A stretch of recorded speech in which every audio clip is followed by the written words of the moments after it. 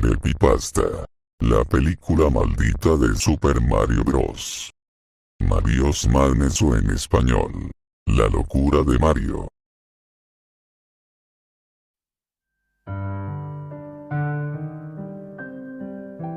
Jamás olvidaré aquella maldita película que me atormentó de por vida. Siento que todo lo que vivo ahora es una maldita pesadilla. Un trauma gigante que me consume cada noche al cerrar los ojos. Nunca lo podré olvidar, es, sin duda, la peor cosa que he visto en toda mi existencia. Pero antes de que mi mente se quebrara por completo, yo tenía una vida. Una vida de la que hoy solo quedan cenizas. Me llamo Leo Miller, tengo 16 años, y hasta hace unas semanas era el tipo más feliz del mundo. Mi casa no era un lugar frío como en esas típicas historias de terror. Al contrario, estaba llena de luz.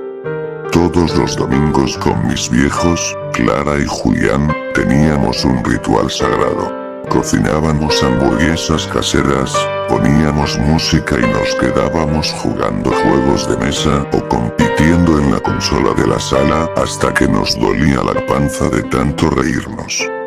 Éramos increíblemente unidos. Fuera de casa, las cosas eran igual de perfectas. Tenía a los 8 de la cuadra, mi grupo de amigos. Éramos una banda gigante. Pasábamos los veranos enteros arriba de las bicicletas, explorando lugares, haciendo directos de videojuegos o simplemente comiendo pizza en el garaje de alguno mientras arreglábamos el mundo. Yo era el que siempre hacía los chistes, el alma del grupo. Además, siempre fui un enfermo de Nintendo. Mi pieza era un templo dedicado a Mario Bros. Mi viejo, sabiendo lo mucho que me gustaba lo retro, me había regalado un televisor de tubo antiguo, de esos pesados, que él mismo reacondicionó para que yo pudiera conectar mis consolas viejas y ver mis películas de animación favoritas. Esa tele era mi tesoro.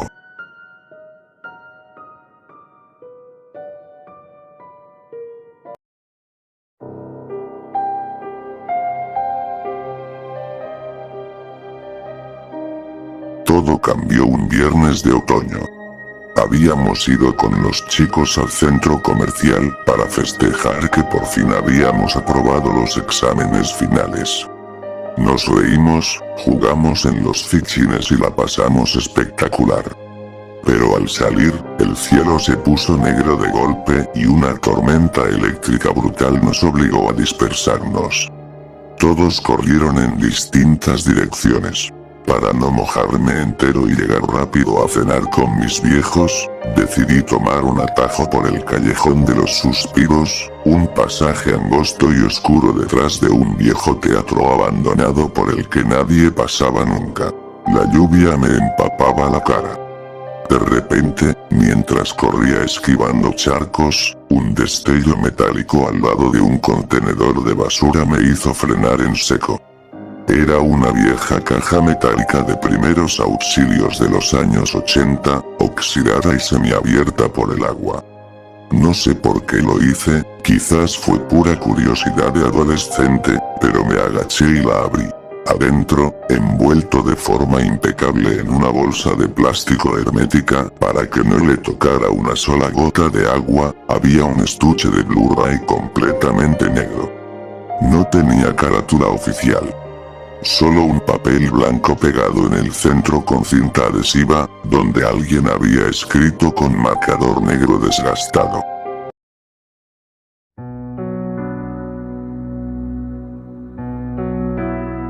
Al llegar, mi mamá me tiró una toalla para que me secara y mi papá me sirvió un plato de comida caliente mientras charlábamos de cómo me había ido en los exámenes. Todo era tan cálido, tan normal, cené con ellos intentando disimular la enorme intriga que me quemaba el pecho. Decidí no decirles nada de la película. Quería verla a solas en mi santuario. A las 11 de la noche, la tormenta se volvió insoportable afuera. El viento golpeaba con furia los vidrios de mi pieza. Con la casa en absoluto silencio y mis viejos ya durmiendo, me encerré con llave. Me senté en el borde de la cama, encendí mi viejo televisor de tubo y metí el disco en el reproductor. El sonido del motor del lector tragándose el Blu-ray fue lo único que interrumpió el silencio de mi cuarto. La pantalla se quedó completamente en negro durante un minuto entero.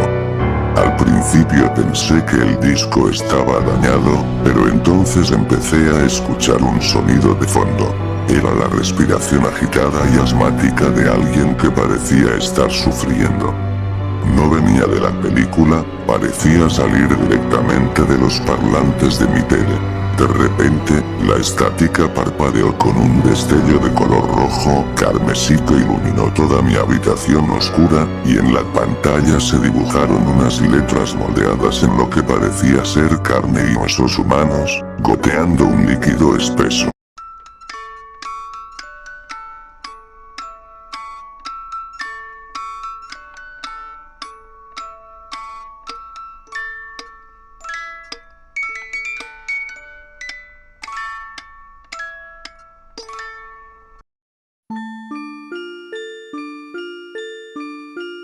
El rey de los pingüinos intentó defender su castillo lanzando esas pequeñas bolas de nieve, pero a Bowser no le causó gracia. En la película original, esta escena es cómica, pero acá se transformó en una masacre. El rostro de Bowser se deformó en una mueca de odio puro. Abrió las fauces y soltó una llamarada de fuego real, un torrente de lava ardiente que no solo derritió el hielo, sino que mostró en primer plano cómo los pequeños pingüinos eran consumidos por el fuego, corriendo desesperados mientras sus cuerpos pixelados se deshacían entre gritos agónicos que melaron la sangre. Bowser avanzó sobre las cenizas calientes, destrozando los restos congelados con sus garras. Llegó hasta el cofre, lo rompió de un golpe y tomó la superestrella. Al levantarla, el brillo de la estrella no era dorado, sino de un tono rojo sangre que iluminó su rostro escamoso. Bowser largó una risa grave y distorsionada que hizo vibrar el piso de mi cuarto. Nadie podrá detenerme ahora. El universo conocerá el verdadero sufrimiento.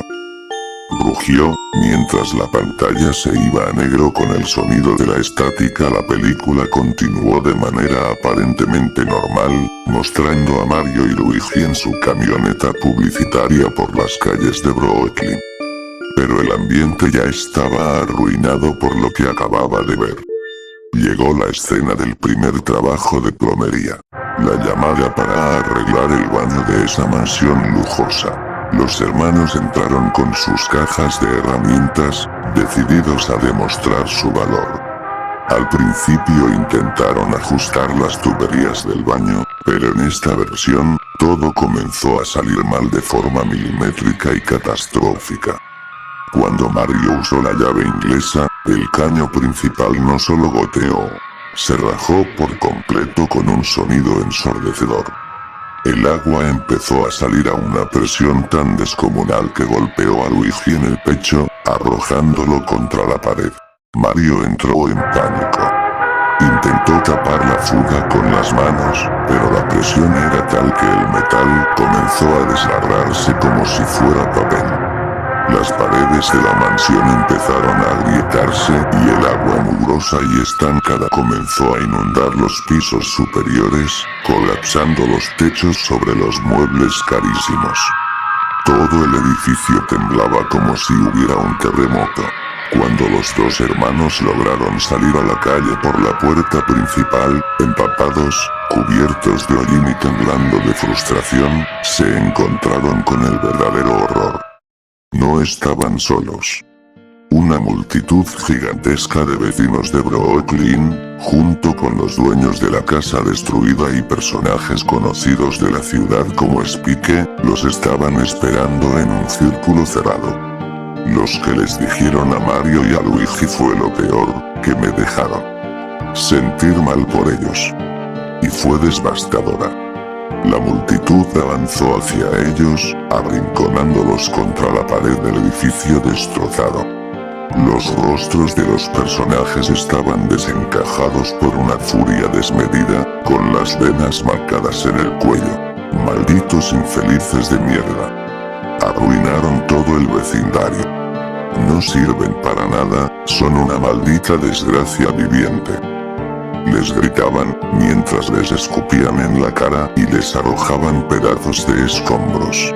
Speed, que se acercó a Mario, lo empujó con fuerza contra el suelo húmedo y le pateó la gorra roja, dejándola en el barro. Mario y Luigi se miraron, completamente quebrados por dentro. Las lágrimas les caían por la cara mezcladas con el agua sucia. No era una escena de caricatura. Se sentía el dolor psicológico real de dos personas cuyo orgullo y dignidad habían sido arrastrados por el suelo.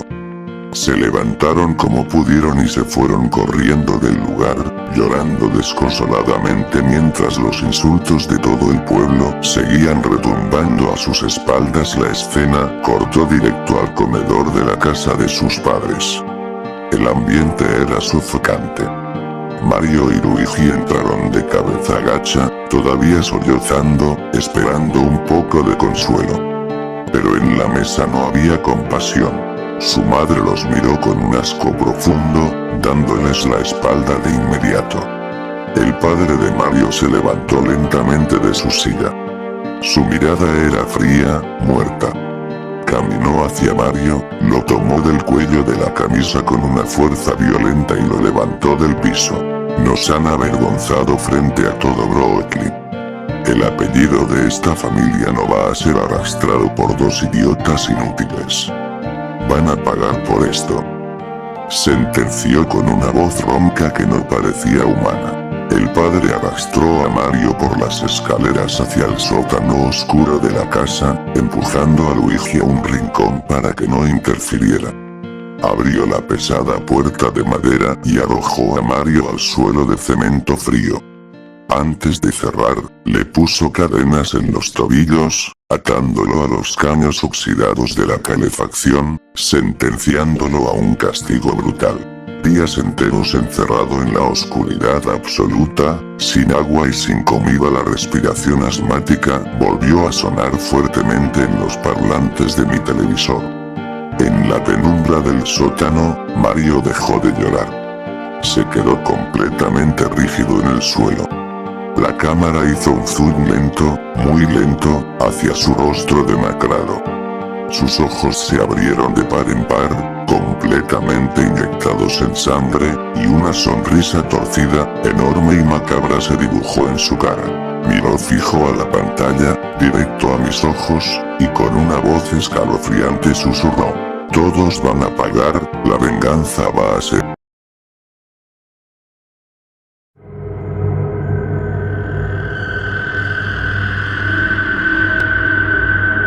Después de estar encerrado en su sótano de su casa, la pantalla se volvió a negro. Mario se ve en el espejo lleno de suciedad. La familia de Mario estuvo reunido en el comedor, comiendo en silencio. Su padre sigue murmurado y decepcionado. Y su madre lo mira decepcionado. Mario entra a la habitación arrastrando la llave inglesa, provocando un chirrido insoportable. Antes de que alguien pueda reaccionar, Mario apaga las luces. En la penumbra y ataca primero a su padre, por la espalda. Y se escuchan los lamentos reales de su padre. Como si una persona estuviera gritando de verdad, dándose cuenta que su hijo perdió la cordura. Su madre intenta correr a la cocina. Pero Mario tenía un aspecto desgarrador. Tenía la ropa desgastada y sus ojos estaban en negro. Él estaba saboteando la línea de gas de su estufa. Utiliza el soplete de fontanero para acorralarla. La escena me dejó asqueado, al mostrar cómo Mario usa sus herramientas de trabajo para asegurar una muerte lenta y dolorosa, obligándola a sufrir por cada palabrota que sufrió por desprecio. Mario sale de los pasillos del edificio y los callejones del barrio. Los vecinos que horas antes se reían de él Al verlo fracasar intentan atrancar sus puertas. Mario rompe las puertas y las ventanas de los vecinos usando un mazo de demolición. A los que intentan escapar por las escaleras de incendio. Los sabotea rompiendo los peldaños de metal para que caigan al vacío. Se escuchan un montón de gritos de la calle de Brooklyn, se llenan de gritos de auxilios, mientras Mario avanza de forma impecable, bloqueando las salidas del vecindario. Mario encuentra a Spike escondido en el taller de demolición Wrecking Crew, temblando detrás de unos camiones. Mario entra sosteniendo en su mano la gorra roja que Spike había pisoteado, ahora empapada de un fluido oscuro. Mario tira a Spike al suelo por la fuerza, exactamente igual a como Spike hizo con él en la pizzería. Spike, llorando de terror real, suplica por su vida y ofrece disculpas. Mario le pregunta a Spike: ¿por qué me empujaste al piso y me pisaste la gorra? Spike, con la cara pegada al suelo cubierto de grasa y polvo, tragó saliva con dificultad. El terror en sus ojos era absoluto, pero la rabia y el desprecio que siempre le tuvo a Mario brotaron de su boca en un último arranque de cobardía. Entre sollozos y temblores, gritó con una voz quebrada: te empujé porque eres un maldito fracasado de mierda, Mario. Eso es lo que eres. Un pobre infeliz que se cree plomero pero solo sabe arruinar todo lo que toca. Toda la ciudad te odia y tus propios padres se avergüenzan de ti. Disfruté pisotear tu estúpida gorra porque ver tu cara de estúpido llorando en el suelo es lo único que te mereces, maldito desperdicio de vida. Eres y siempre serás un maldito fracasado. A Mario le enojó muchísimo por lo que le dijo Spike. La furia contenida por tantos años de humillaciones explotó en un segundo. Sin decir una sola palabra, Mario levantó su pesada llave inglesa oxigenada y lo empezó a golpear muy brutalmente, directo en la mandíbula. El sonido del metal rompiendo los dientes de Spike resonó en todo el taller vacío. Spike cayó de espaldas, escupiendo sangre y llorando como un niño, suplicando piedad mientras intentaba cubrirse la cara con sus manos temblorosas. Pero a Mario no le importó. Se subió arriba de él y siguió golpeándolo violentamente con la llave inglesa una y otra vez, con una fuerza inhumana, destrozándole las facciones hasta desfigurarle la cara por completo. Ya no quedaba nada del tipo rudo que se burlaba en la pizzería. Spike ahora era solo un cuerpo que se retorcía en el suelo, ahogándose en su propia sangre.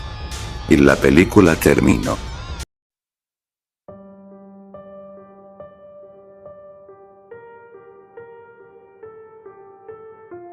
Cuando la pantalla se fue a negro después de ver el cuerpo sin vida de Spike, la respiración desquiciada de Mario se cortó en seco.